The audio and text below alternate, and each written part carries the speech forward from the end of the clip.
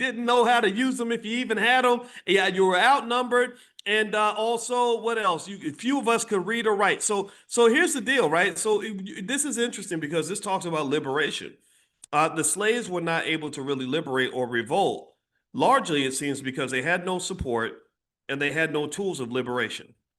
Right. And now this is interesting to me because this actually relates to why so many of our people are enslaved, and so many young people are going to be enslaved because their parents made them fit for slavery. Their parents prepared them to be good slaves.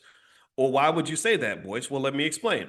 Well, if your parents really wanted to liberate you, then they would be good allies. If your parents really wanted to liberate you, they would be allies that prepared you for the future financially. I was sitting today with a brother named Ben Watson. Ben Watson played for the New England Patriots. He's a smart guy and a good brother, and we did an interview together. And I talked about him and his children. And I said, you have these children. They already love each other. They're already connected to one another. You have a multi-million dollar empire just in those relationships right there. I said, now you being the head of the household and your wife being the queen of the household, you can be excellent allies for these children by giving them the tools for liberation. You give them some capital, which you're going to do, but then you have to give them knowledge and you have to give them values and principles and standards. You have to give them a code of conduct. You have to give them a blueprint. You got to give them a game plan. Do you understand?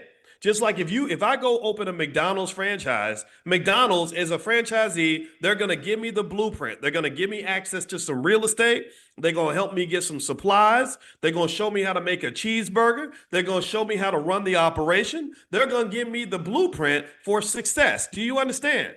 Do you understand what I'm saying? So the question I ask you, black people, seriously, in this room right now, because we're talking about why they had us enslaved, because we had no weapons, didn't know how to use them, had no allies, had no game plan. What is the game plan for liberation?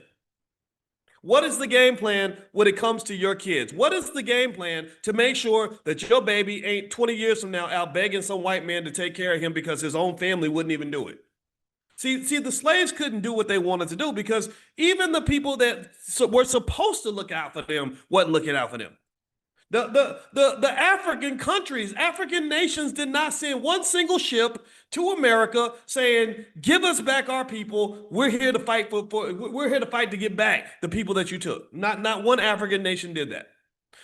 White liberals up in the north, who were supposed to be our allies, would sell us out for 2 nickels in a fur skin coat. They didn't care about us. They were working. They were profiting from our enslavement too. Oh, they only wanted us liberated in theory. They didn't really want us actually moving in, right? So they had no allies, they had no tools, and they had no skills to be liberated. They didn't know the terrain. They didn't know how to use the weapons. They didn't have a battle plan. So my point is to say this. This is the connection I want to make. Just tell me you get it so I can move on, because y'all know how I get. I got to make sure we hammer the point down until it's done. Look at how many of our people don't know the first thing about self-reliance. Look at how many people of our people just don't have a damn clue.